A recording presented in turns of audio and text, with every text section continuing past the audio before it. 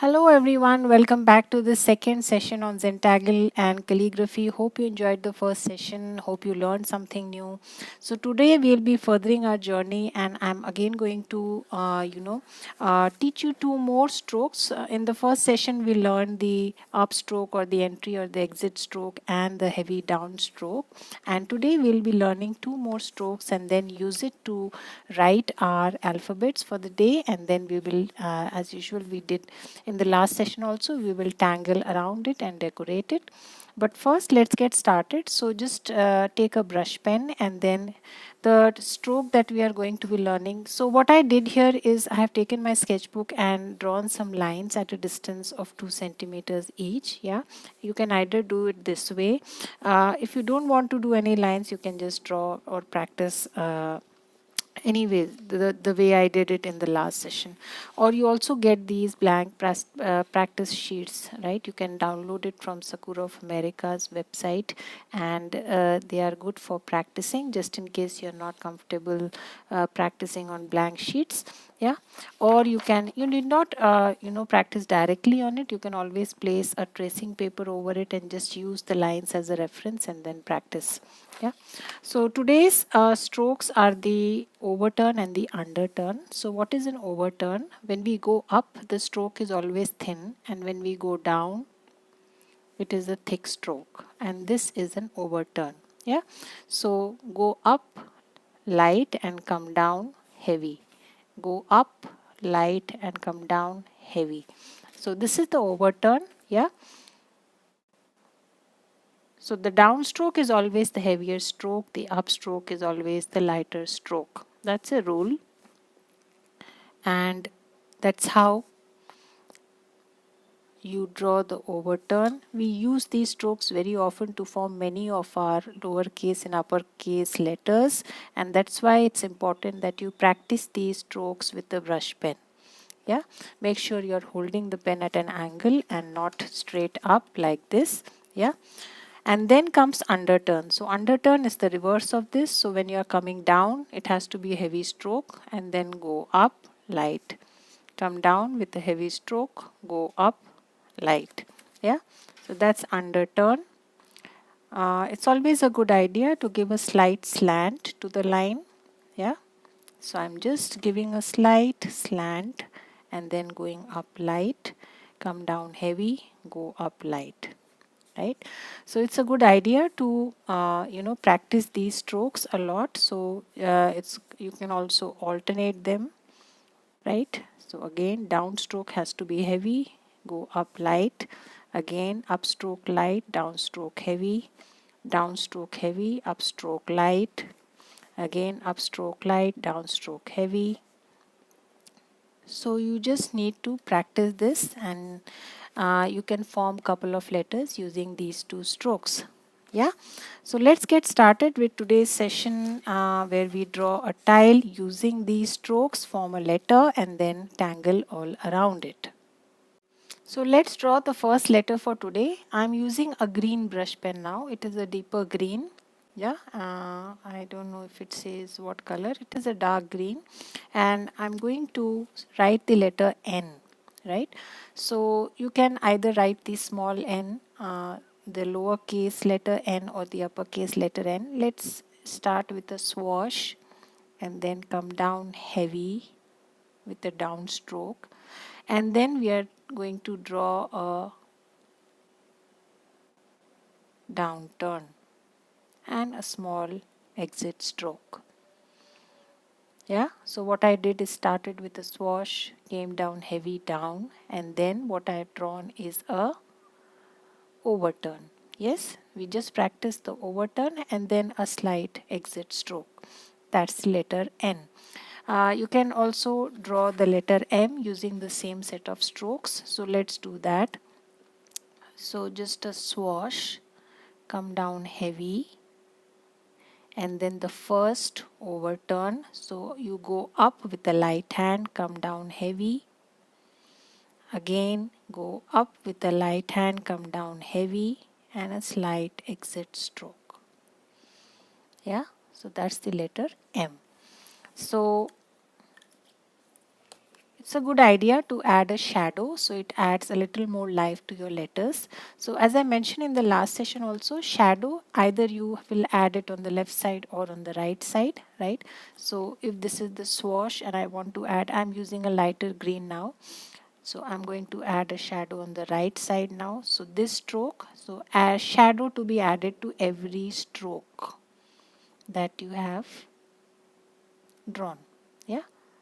So this stroke, I have added the shadow on the right side. Again, this stroke on the right side, like this. Again, the down stroke on the right side, right? And again, this on the right side. Yeah. So that's the shadow. Again, if you want to do it on the left side, so this is the left side, the first shadow. Again, the down stroke, add it on the left side. Again, this stroke, the up stroke, add it on the left side. The down stroke again, the left side, right?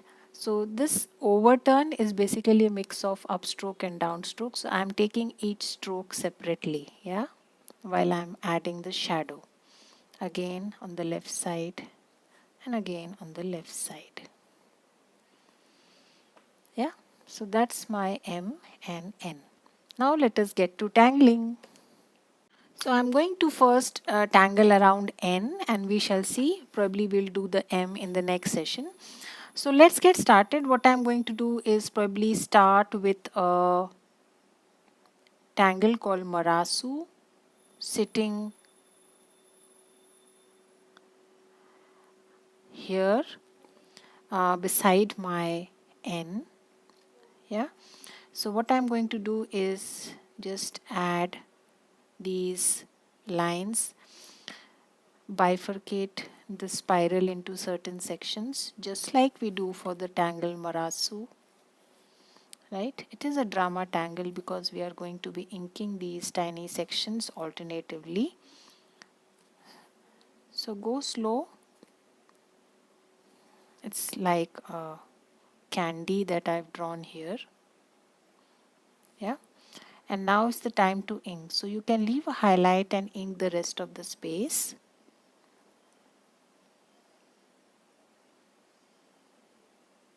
Like this.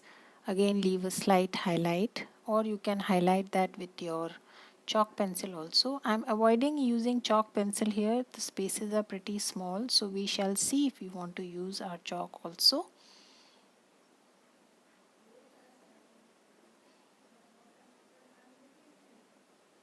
Yeah.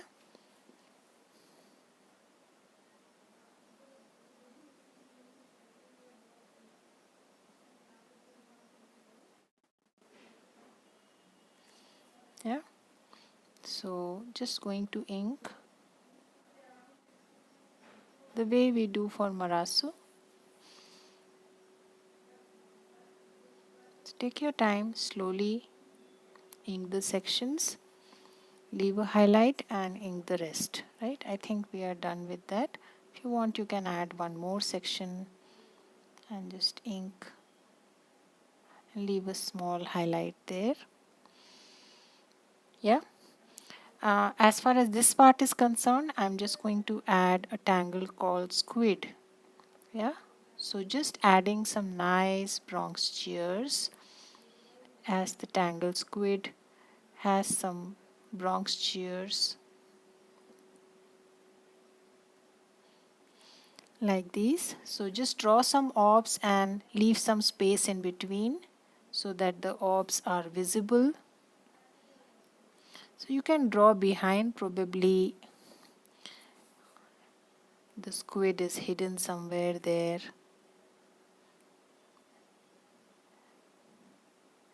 And these tentacle shapes you can draw in any fashion.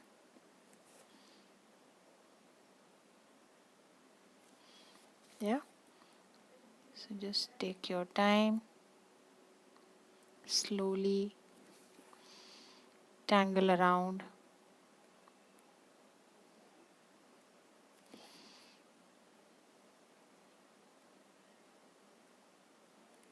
Yeah. So that's a hidden squid. As far as this part is concerned, I'm going to stick to what I did in the previous session. So I'm just going to add auras, or what you can do is add a simple tangle called betweed, right? So betweed is nothing but these lines coming from both sides, and as you end the line you just add a slight extra ink there. Yeah, so it gives kind of a woven look, like a basket. Or you could repeat what I did in the first session. I had thought of doing that only, but as you know, when you start to tangle, mind keeps changing and you just think what will look best. Yeah, so that's betweed. And now we have some more sections here. So decide, choose your own tangles. What do you want to go with? So I will go with some probably floral tangles, something like mucas and rixties and poke roots, poke leaves. So just add some poke roots here first, and then we shall see if you want to add something else. Just go with the spaces that you have. You are just adding to your beautiful letter, yeah, that you have already written. So I'm just adding some bit of, sorry, yeah, poke roots here. And a good idea to add some bit of ink here and there. It will add to the look of your alphabet.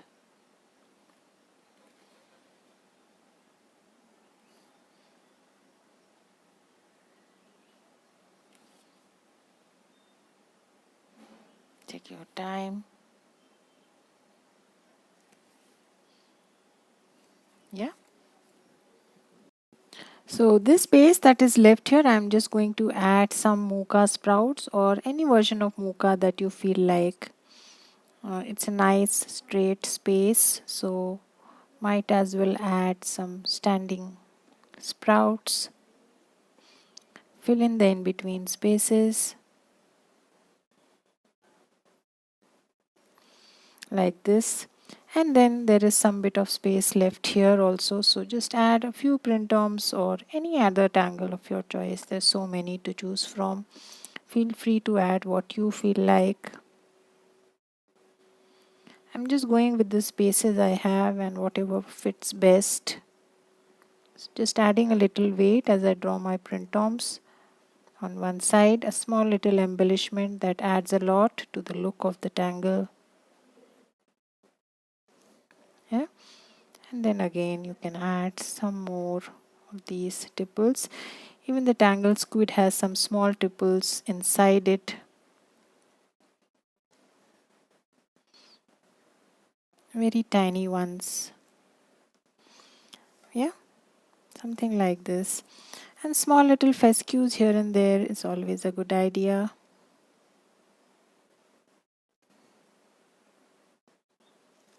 So feel free, whatever tangle you feel like, just add a couple of them. I am preferably using botanical tangles. You can maneuver it the way you want.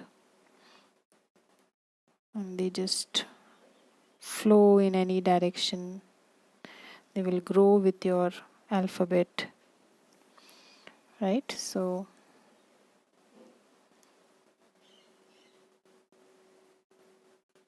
take your time and slowly do that exercise. Some bit of rounding and weight here and there. You can do that.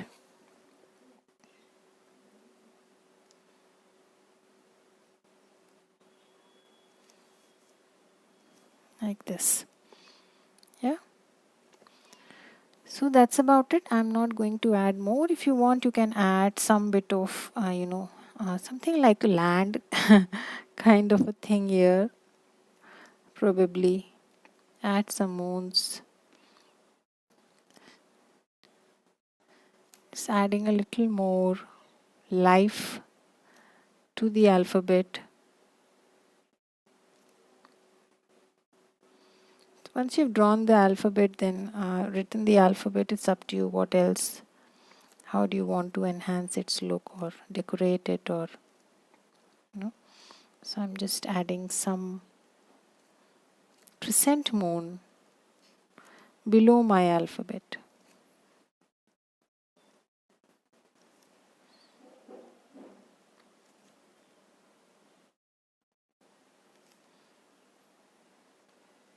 It's entirely optional. If you wish to, you can.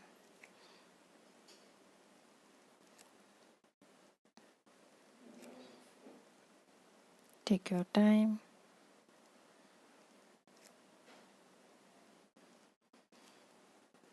And then you can just skip, just restrict it to where the line is, the base line is. Don't have to extend it too much.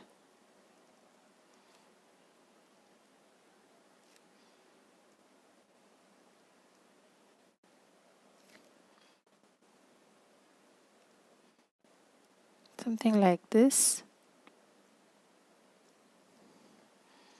Yeah. So let us shade now. So I'm going to pick up my pencil and blending stub. Again, going to darken one part, one side of the N. As far as Marasu is concerned, just with a very light hand, run over the spiral that you drew, and it will automatically add graphite on both ends of the white spaces. Just a touch on the mukas, some on the printoms, a slight touch from where these petals are emerging, crescent moon on the intersections.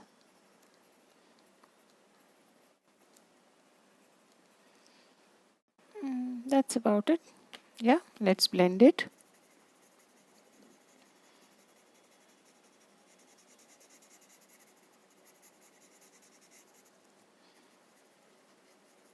The very soft hand without blending too much.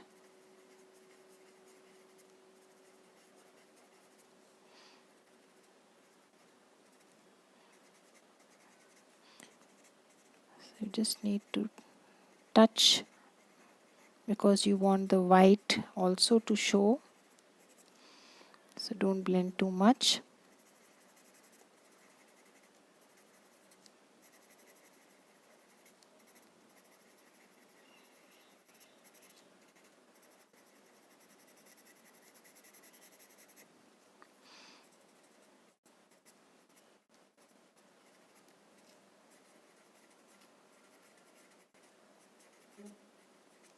Yeah, slight touch from where the fescues are emerging.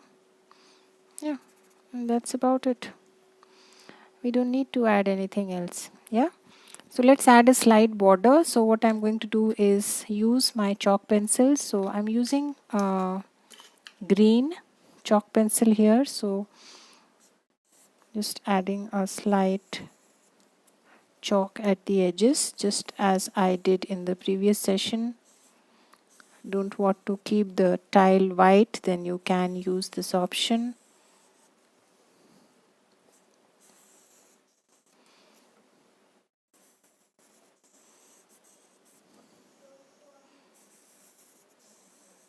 And then if you want, you can also touch some bit of yellow.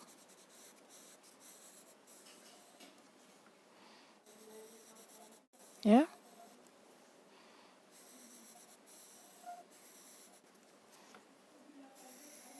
So now just blend a little, use a different blending stub, make sure you change the stub, and now just blend it. So it will be a nice mix of green and yellow.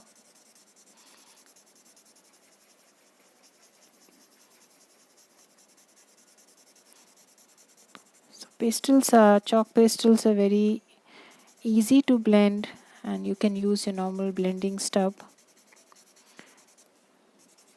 No other tool required, just blend it nicely with your stub. Just make sure you use a different stub and not the gray one. Just soften it, spread it, blend it. And you don't have to do anything else.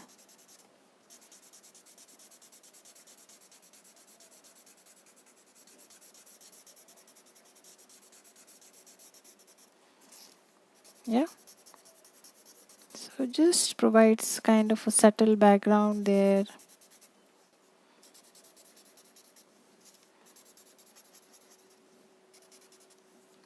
Like this. If you want something in the white section, you can just kind of some parts of the squid floating around.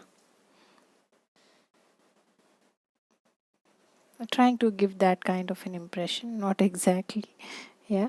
So just drawing two S shapes and just connecting them at the ends. That's what I'm doing, just drawing a few of them.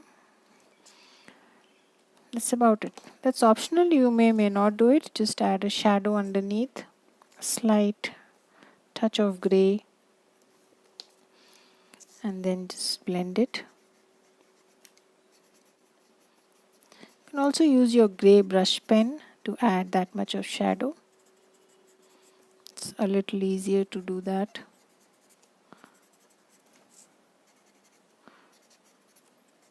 With the brush pens. Yeah, so that's our N. You want, you can go on and on. I'm going to stop here and we will do this letter M in the next session. Yeah, don't forget to put in your chop, sign and date your tile.